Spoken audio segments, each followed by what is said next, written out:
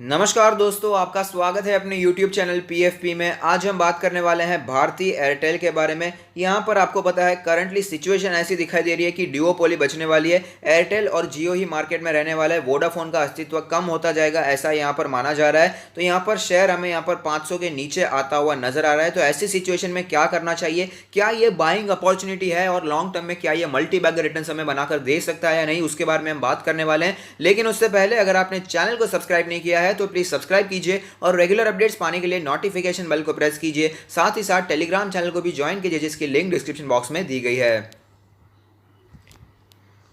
Airtel के बारे में बात करें उससे पहले यहाँ पर कुछ और वीडियोस अपलोड हो चुके हैं जिसे आप रेफर कर सकते हैं। कॉनकॉर में यहाँ पर गिरावट जारी रहती हुई नजर आ रही है, तो क्या ये खरीदारी का मौका है। साथ ही साथ HL के Q1 के रिजल्ट्स आ चुके हैं और प्रॉफिट में भारी गिरावट देखने को मिल रही है। रिलायंस में हमें 7% की भारी तेजी देखने को मिल रही है, उसका रीजन क्या है और साथ ही साथ क्या ये समय है वहां पर बाइंग करने का। और सबसे इंपॉर्टेंट आज यहाँ पर न्यूज जो बनी हुई थी, सुप्रीम कोर्ट का मॉरेटोरियम को लेकर क्या बड़ा फैसला आता है और बैंक्स का क्या होने वाला है, इस वीडियो को भी आप रेफर कर सकते हैं। अब बात कर लेते हैं भारतीय एयरटेल के बारे में। तो आप देख पाएंगे लास्ट ट्रेडेड प्राइस है 497 रुपीज़, जो कि 1.37% नीचे दिखाई दिया है। मार्केट कैप के बारे में बात करें तो दिग्गज कंपनी है, 2,71,000 करोड़ के आसपास की मार्केट कैप है।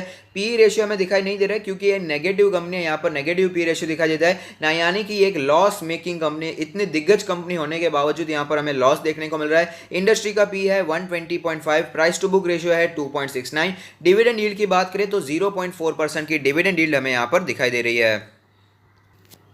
आज के डिलीवरेबल्स के बारे में बात करें तो आप देख पाएंगे 42.48% की डिलीवरी दिखाई दे रही है, जो कि रीजनेबल है। यहां पर स्ट्रांग डिलीवरी परसेंटेज हमें यहां पर दिखाई देता है।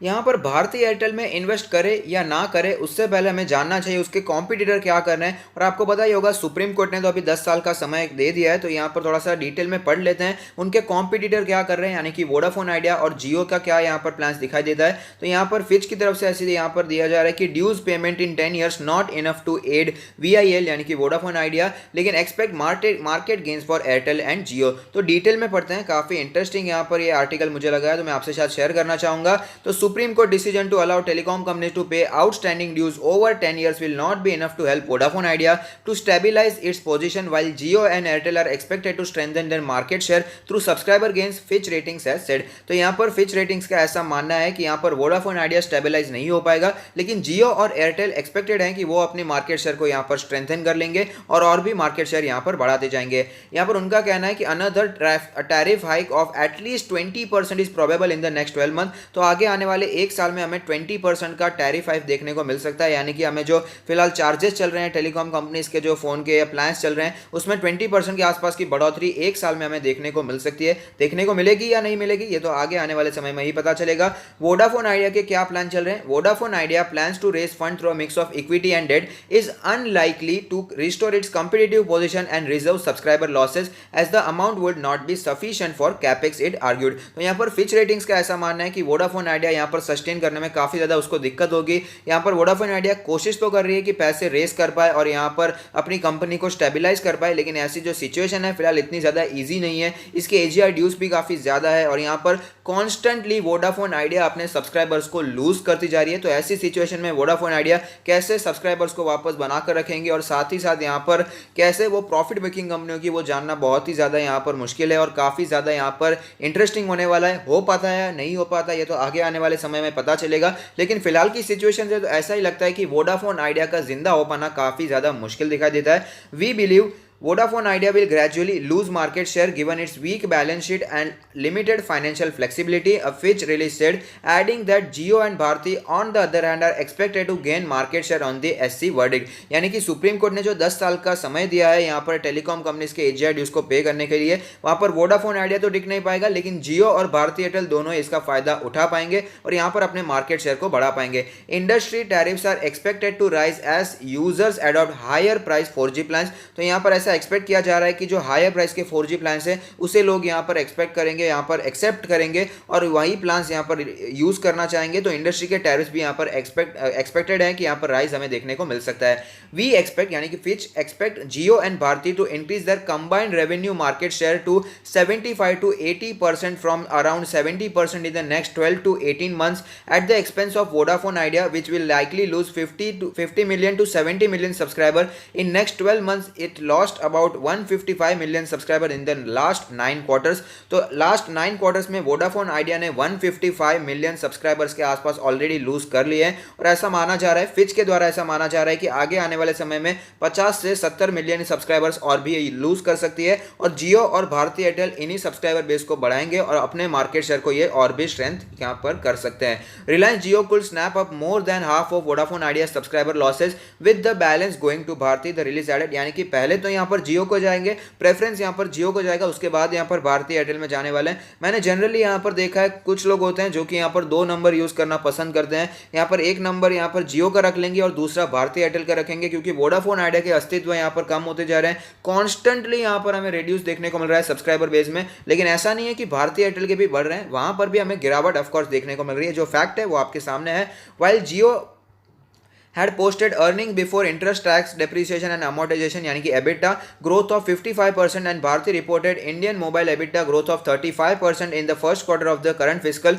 Vodafone Idea's number remained stagnant, covering only half of its interest costs. तो यहाँ पर आप देख पाएंगे काफ़ी ज़्यादा सिचुएशन हमें गंभीर दिखाई देती है वोडाफोन आइडिया की। Vodafone Idea's auditor expressed material uncertainty और the company's ability to continue as a going concern, which auditor said depends on successful negotiations with Vodafone Idea's lender to waive the right to repayment after breaches of covenants under its bank loans. तो यहाँ पर काफ़ी ज़्यादा situation हमें खराब दिखाई दे रही है वोडाफोन आइडिया की, इसीलिए भारती एयरटेल और जियो के लिए बहुत ही ज़्यादा अच्छा होगा।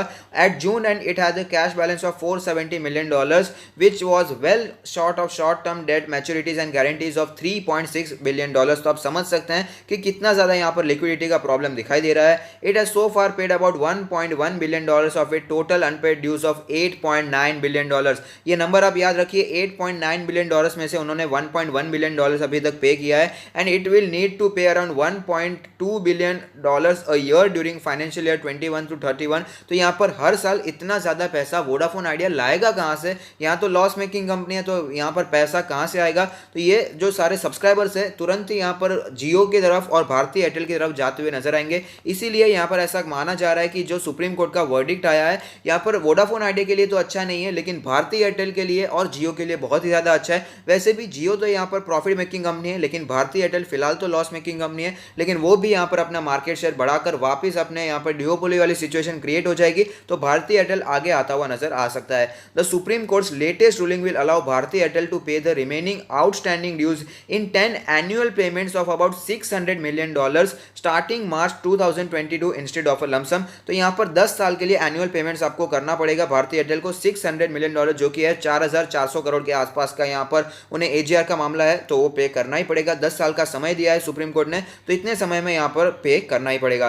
भारतीय financial year 21 Indian mobile EBITDA is likely to improve by 30 to 40% on the back of improved margins following tariff hikes, 5 to 6% subscriber growth, which expect Jio's financial year 21 mobile revenue to increase by 45 to 50%, driven by higher monthly average revenue पर user यानी कि ARPU and subscriber addition of about 40 million. तो यहाँ पर subscriber जिसका add हो रहा है वो है सिर्फ और सिर्फ जियो, बाकी सब तो यहाँ पर सब्सक्राइबर लूज ही कर रहे हैं। Vodafone Idea whose ARPU is about 30% lower than Bharti's could raise tariffs to improve cash flows as it is all three telecom companies had simultaneously increased tariffs by an average of 30% in December 19। तो यहाँ पर अगर Vodafone idea ज़्यादा tariffs बढ़ा देती है तो automatically जो यूज़र्स हैं वो भारती एयरटेल और यहाँ पर जियो की तरफ जाना पसंद करेंगे, और जो यहाँ पर सुविधाएं दी जाती हैं जियो की तरफ से ज़्यादा सुविधाएं दी जाती है और साथ ही साथ एयरटेल की तरफ से भी ज़्यादा सुविधाएं यहाँ पर दी जा रही है in comparison to Vodafone Idea. We estimate industry ARPU to grow around 10% in financial year 21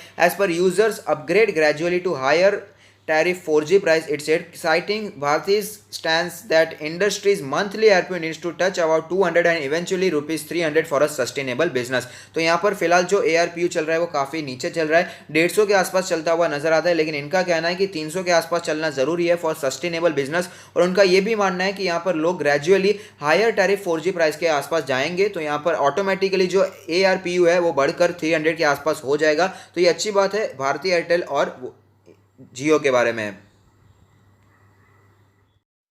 तो आप देख सकते हैं कि हम भारती एयरटेल के चार्ट्स पर आ चुके हैं, जहां पर हमें पता चलता है कि सारे मूविंग एवरेज के नीचे फिलहाल ये ट्रेड करता हुआ नजर आ रहा है। 200 डेज का मूविंग एवरेज भी टूट चुका है, तो यहां पर और भी गिरावट हमें देखने को मिल सकती है। जो हमने आर्टिकल पढ़ा, फिच रेटिंग्स हमने जो देखा था, वो सारी पॉजिटिव चीजें ही बता रहा था यहाँ पर भारती एयरटेल के बारे में। उनका मानना ऐसा था कि यहाँ पर वोडाफोन आइडिया सस्टेन नहीं हो पाएगा और यहाँ पर भारती एयरटेल और जियो को फायदा होगा, जो कि मैं भी मानता हूँ यहाँ पर भारती एयरटेल को ऑफकोर्स फायदा होगा। लेकिन ये तो पॉजिटिव साइड ही हमने देखी, यहाँ पर नेगेटिव साइड भी देखना बहुत ही जरूरी है। तो सबसे पहले मैं आपको ऑल टाइम चार्ट दिखाना चाहूंगा, जहां पर एक कैंडल 1 मंथ को रिप्रेजेंट करती है। तो आप देख पाएंगे यहाँ पर कैसी मूवमेंट ऑल टाइम चार्ट में हमें देखने को मिल रही है। यहाँ पर 2008 के बाद कह सकते हैं कि यहाँ पर एक ही रेंज में स्टॉक ट्रेड करता हुआ नजर आता है, जो कि है 250 से करके 600 के आसपास का रेंज। इसी रेंज में स्टॉक काफी सालों से ट्रेड करता हुआ नजर आ रहा है और फिलहाल स्टॉक अपने अपर रेंज के आसपास ही ट्रेड कर रहा है। ज्यादा गिरावट तो हो ही नहीं है, 600 से 500 के आसपास ही आया है, तो अपर रेंज के आसपास ही हमें स्टॉक ट्रेड करता हुआ नजर आ रहा है। और ऐसा क्यों हो रहा है वो भी मैं आपको समझाना चाहूंगा, क्योंकि ये जो भारती एयरटेल वैन की जो टेलीकॉम वाला बिजनेस है, इतना ज़्यादा सिंपल बिजनेस नहीं होता, काफ़ी ज़्यादा हाईली इवॉल्विंग बिजनेस यहाँ पर हमें देखने को मिलता है। टेलीकॉम सेक्टर में तुरंत ही यहाँ पर हमें चेंज देखने को मिलता है, तुरंत ही टेक्नोलॉजी यहाँ पर चेंज हो जाती है। यहाँ पर आपको पता होगा पहले हमें यहाँ पर CDMA टेक्नोलॉजी देखने को मिलती थी, लेकिन वो तुरंत चेंज हो गई और GSM में कन्वर्ट हो गई और फिलहाल यहाँ पर GSM ही हमें दिखाई देती है। तो बहुत ही हाईली इवॉल्विंग मार्केट है। और अगर आपने ध्यान दिया होगा तो 2G आया, उसके बाद हमें जो 3G देखने को मिला था, 3G तो बहुत ही कम समय तक हमें यहाँ पर रहता हुआ नजर आया था। 3G यहाँ ज़्यादा फैला भी नहीं, उसके पहले ही यहाँ पर 4G आ चुका था। तो यहाँ पर जो हमें पूरा चेंज करना पड़ता है, यहाँ पर जो इंफ्रास्ट्रक्चर हमें जो चाहिए वो पूरा का पूरा तुरंत ही चेंज करना पड़ता है 3G से 4G में ट्रांसफॉर्मेशन करने के लिए। यहाँ पर LTE सर्विसेज चालू हो गया, जो कि जियो ने ही शुरुआत की थी हम कह सकते हैं। तो यहाँ पर काफ़ी ज़्यादा चेंज देखने को मिला और उसी की वजह से आप देख पाएंगे 2016 के आसपास हमें यहाँ पर जियो का आगमन होता हुआ नजर आया था। और आप देख पाएंगे 2018 में कितनी ज़्यादा गिरावट हमें भारती एयरटेल में देखने को मिली, क्योंकि धीरे धीरे जियो काफ़ी ज़्यादा यहाँ पर आगे बढ़ता हुआ नजर आया था और यहाँ पर सब्सक्राइबर बेस बहुत ही ज़्यादा गेन करा था, क्योंकि काफ़ी समय तक तो जियो ने सारी जो सर्विसेज थी फ्री में यहाँ पर बांटी थी। उसी वजह से यहाँ पर भारती एयरटेल और वोडाफोन आइडिया की हालत यहाँ पर खराब होती हुई नजर आई थी। दूसरे भी कई कंपनीज थी यहाँ पर जो कि खराब होती हुई नजर आ रही थी। तो यहाँ पर यही एक मार्केट है, जो टेलीकॉम सेक्टर है, यही एक प्रॉब्लम है यहाँ पर कि हाईली इवॉल्विंग मार्केट है, तुरंत ही यहाँ पर सब कुछ चेंज हो जाता है। 3G से 4G, यहाँ पर जियो तो 4G में डायरेक्टली उन्होंने एंट्री कर ली, लेकिन यहाँ पर भारती एयरटेल वोडाफोन आइडिया जिन्होंने 3G के इंफ्रास्ट्रक्चर पर खर्चा किया था, वो खर्चा तो यहाँ पर वेस्ट हो गया, क्योंकि 4G में हाई स्पीड देखने को मिलती है। तो लोग यहाँ पर कंज्यूमर तो डायरेक्टली 4G को प्रेफर करेंगे और भारती एयरटेल को फिर से एक बार प्रेशर आया कि जो इंफ्रास्ट्रक्चर का खर्चा किया था वो सब यहाँ पर वेस्ट हो गया और वापस यहाँ पर 4G पर दूसरा नए पैमाने पे यहाँ पर खर्चा करना पड़ता है। तो ये सारी जो चीजें हैं नेगेटिव साइड्स हैं भारती एयरटेल की, या फिर हम कह सकते हैं ओवरऑल टेलीकॉम सेक्टर की, जो कि हमें ध्यान में रखना चाहिए before investing in Bharti Airtel. और यहाँ पर ऐसा नहीं है कि 4G तक ही यहाँ पर सब कुछ खत्म हो गया, उसके बाद कोई आगे जी नहीं आने वाला है। यहाँ पर रिलायंस इंडस्ट्री के AGM में मुकेश अंबानी जी ने कह दिया है कि उन्होंने पूरी तैयारी कर ली है 5G की। इंडियन यहाँ पर सारी टेक्नोलॉजी यूज़ करके 5G भी वो जल्दी ही लॉन्च करने वाले हैं। तो काफ़ी ज़्यादा तेज़ी से जियो आगे बढ़ता हुआ नजर आ रहा है, 5G टेक्नोलॉजी भी लाता हुआ नजर आ रहा है। तो उसमें भारती एयरटेल पीछे रहता हुआ नजर आ सकता है। तो इसीलिए मेरा मानना है कि इन्वेस्ट कर सकते हैं, कोई प्रॉब्लम नहीं है। यहाँ पर वोडाफोन आइडिया में जो टेंशन यहाँ पर बना रहेगा कि कंपनी टिक पाएगी या नहीं टिक पाएगी, ऐसा टेंशन भारती एयरटेल में बिल्कुल भी देखने को नहीं मिलेगा, क्योंकि यहाँ पर जियो भी अकेला पूरे टेलीकॉम सेक्टर को हैंडल नहीं कर सकता, क्योंकि हमारा इंडिया में पॉपुलेशन इतनी है, यहाँ पर सिम कार्ड्स इतने हैं, टेलीकॉम इंडस्ट्री इतनी बड़ी है, यहाँ पर 2-3 कंपनी तो चाहिए ही चाहिए। तो यहाँ पर भारती एयरटेल टिकने जरूर वाला है, लेकिन यहाँ पर सिचुएशन आपको समझनी होगी कि और भी गिरावट आ सकती है। गिरावट के लिए आपको यहाँ पर तैयार रहना चाहिए, क्योंकि भारती एयरटेल को काफ़ी ज़्यादा AGR के ड्यूज अभी यहाँ पर चुकाने हैं। यहाँ पर प्रॉफिट बुकिंग नहीं, सॉरी माफ़ कीजिए, यहाँ पर अभी भी प्रॉफिट मेकिंग कंपनी बनना है, इसे सबसे पहले तो ये बहुत सारा यहाँ पर कंपटीशन बढ़ता हुआ नजर आ रहा है और जियो काफ़ी ज़्यादा आगे बढ़ता हुआ भी नजर आता है। वो तो पहले से ही एक प्रॉफिट मेकिंग कंपनी है, लेकिन भारतीय एयरटेल एक प्रॉफिट मेकिंग कंपनी नहीं है, ये कभी भी हमें नहीं भूलना चाहिए। और यहाँ पर भारतीय एयरटेल के जो एजीआई ड्यूज है वो कई ज़्यादा है इन कंपैरिजन टू जियो। तो यहाँ पर इन सारी बातों को ध्यान में रखने के बाद ही इन्वेस्टमेंट करना चाहिए। इन्वेस्टमेंट कर सकते हैं, लेकिन मेरा मानना है, मैं अगर पर्सनली अपनी राय दूं तो मैं यहाँ पर जियो में ही यानी कि रिलायंस इंडस्ट्रीज में ही इन्वेस्ट करना ज़्यादा पसंद करूंगा। लेकिन अगर भारतीय एयरटेल में अगर मैं इन्वेस्ट करना चाहता हूं तो कौन से प्राइस पर मैं इन्वेस्ट करना पसंद करूंगा वो भी मैं आपको बता दूं। यहाँ पर अगर मुझे इन्वेस्टमेंट करना है तो मैं 400 से 450 के लेवल पर ही यहाँ पर इन्वेस्ट करूंगा। उससे पहले मैं भारतीय एयरटेल में इन्वेस्टमेंट के बारे में राय नहीं देने वाला। यहाँ पर इससे पहले मैं लॉन्ग टर्म के लिए कोई भी इन्वेस्टमेंट नहीं करना चाहता। यहाँ पर फिलहाल 20 मंथ्स का जो ईएमआई है वो कैलकुलेट होकर आता है 459 के आसपास का लेवल। जो 50 मंथ्स का जो ईएमआई है वो कैलकुलेट होकर आता है 412 के आसपास का लेवल। जो 100 डेज का जो है ईएमआई, 100 मंथ्स का जो ईएमआई है वो कैलकुलेट होकर आता है 377 के आसपास का लेवल। और हमने देखा भी है ये जो रेजिस्टेंस हमें दिखाई देता है 450 के आसपास का लेवल, जो पहले एज ए रेजिस्टेंस दिखाई देता है वही बाद में हमें एज ए सपोर्ट दिखाई देता है। तो एटलीस्ट मैं यहाँ पर 400 से 450 की रेंज का वेट करूंगा और उसके बाद ही लॉन्ग टर्म के लिए यहाँ पर बाइंग इनिशिएट करने के बारे में सोचूंगा। लेकिन अगर आप यहाँ पर स्विंग ट्रेड करते हैं तो यहाँ पर अपने हिसाब से स्विंग ट्रेड करने के बारे में सोच सकते हैं। लेकिन पर्सनली मैं आपको यहाँ पर 450 के नीचे ही यहाँ पर लॉन्ग टर्म के लिए निवेशित करने के लिए कहूँगा, क्योंकि काफ़ी ज़्यादा हाईली इवॉल्विंग मार्केट है, रिस्क यहाँ पर बहुत ज़्यादा है और यहाँ पर रिवॉर्ड काफ़ी कम दिखाई दे रहा है। इसलिए बाकी आपकी मर्जी है, यहाँ पर आप कहीं पर भी इन्वेस्ट कर सकते हैं। लेकिन अगर आपको ये वीडियो पसंद आता है तो प्लीज़ कोई यहाँ पर लाइक कीजिएगा, हमें एनकरेज कीजिएगा कि हम आपके लिए ऐसे ही और अच्छे कंटेंट बनाते रहे।